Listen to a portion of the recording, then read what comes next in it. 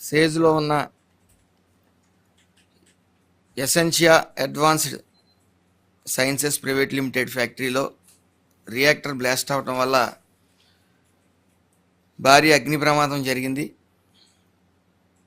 సుమారు 25 మంది తీవ్ర గాయాలు అవటం జరిగింది. పవన్ సాయి హాస్పిటల్స్లో, ప్రైవేట్ హాస్పిటల్లో సుమారు 13 మంది, అలాగే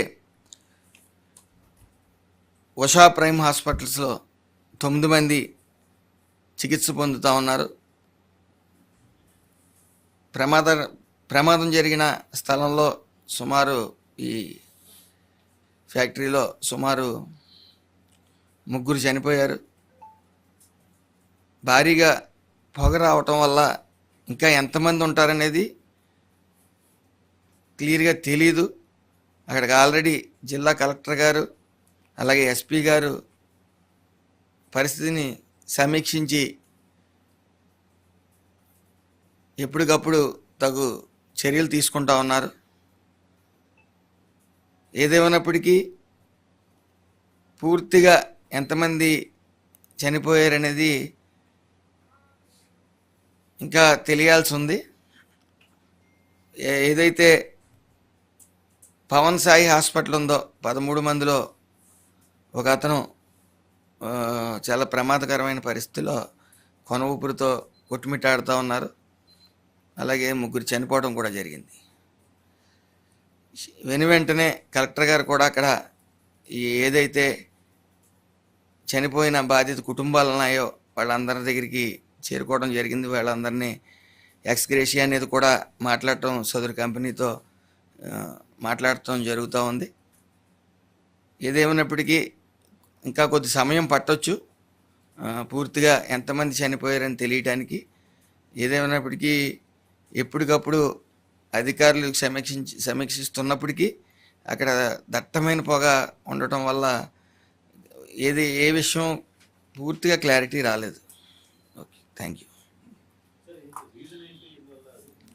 ఇంకా అదే రియాక్టర్ బ్లాస్ట్ అవటం వల్ల అగ్ని ప్రమాదం జరిగిందన్నారు, కానీ ఇంకా అధికారులు లోపలికి వెళ్ళే పరిస్థితి లేదు.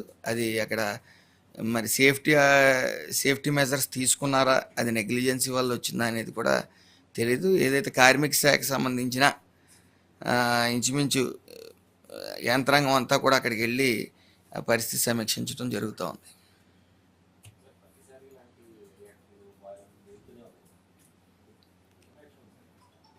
గత 5 years నుంచి అదే గత మీడియాలో చెప్పడం జరిగింది. గత 5 yearsలో థర్డ్ పార్టీ ఏజెన్సీస్ని ఎంటర్ చేసి అధికారులని వాళ్ళతో కొమ్మక్కి అధికారులని వాళ్ళు హ్యాండిల్ చేసుకుని పూర్తిగా బ్లాక్మెయిల్గా సేఫ్టీ మెజర్స్ అనేవి సరిగ్గా పర్యవేక్షించడం పోవడం వల్లే జరిగింది.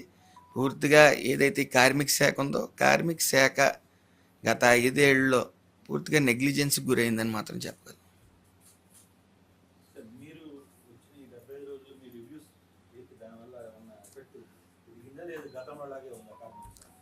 కార్మిక శాఖ ఆల్రెడీ రివ్యూస్ అనేవి స్టార్ట్ చేసాం. వైజాగ్లో కూడా దళార్ వ్యవస్థ అనేది పూర్తిగా వైజాగ్లో ఉంది.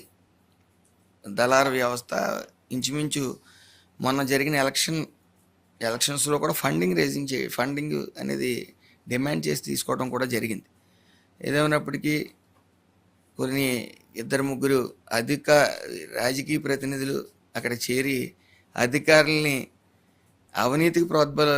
అవినీతి చేసే విధంగా ఎదరగింటారు తప్ప ఈ కార్మిక శాఖని, అలాగే ప్రతి వ్యవస్థని కార్మిక శాఖలో ఈఎస్ఐ హాస్పిటల్స్ కానీ సుమారు ఈఎస్ఐ హాస్పిటల్స్లో 450 కోట్లు వస్తే సెంట్రల్ గవర్నమెంట్ నుంచి 150 కోట్లే వాడుకోవటం, మిగతాది నిరుపయోగంగా వదిలేయటం.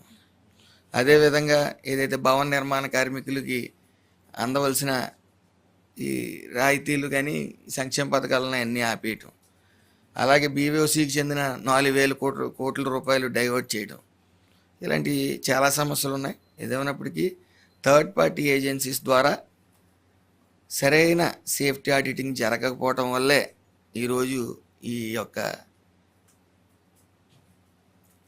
ప్రమాదాలకు కారణం అని మనం చెప్పుకోవచ్చు. ఏమండి, అక్కడ కలెక్టర్ గారు చేరుకోవడం జరిగింది, అధికారులు చేరుకోవడం జరిగింది. ఈ పొగల్ని నివా అదుపులోకి పెట్టి కానీ లోపలికి వెళ్ళటానికి లేదు. దట్టమైన పొగలు రావటం వల్ల అసలు అక్కడికి ఏం జరుగుతుంది అనేది కూడా ఏం జరిగింది అనేది కూడా క్లారిటీ లేదు. సుమారు ఇంకొక గంట పట్టుతుందని చెప్పేసి కలెక్టర్ గారు వివరించడం జరిగింది. Okay, thank you.